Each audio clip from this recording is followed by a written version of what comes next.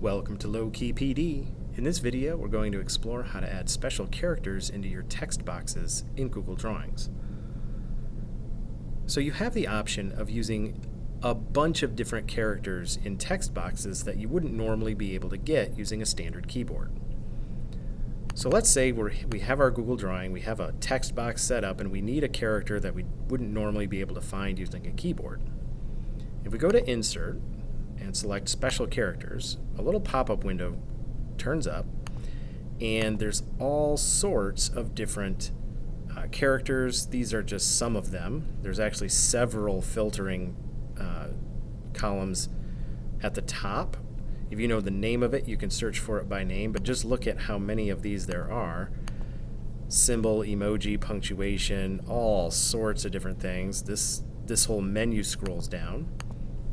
Arrows, braille, control pictures, just tons of different things. So many options here.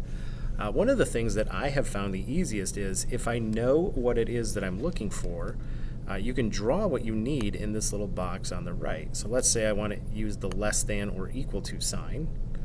I can just draw that, and lo and behold, here's a less than or equal to sign, which I couldn't get using a standard keyboard.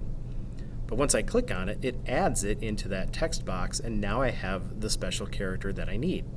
And you can do the same thing in Google Drawings. There are a ton of different characters that you can choose from. It helps to know what you're looking for. If you're just looking for something random, there's all sorts of that.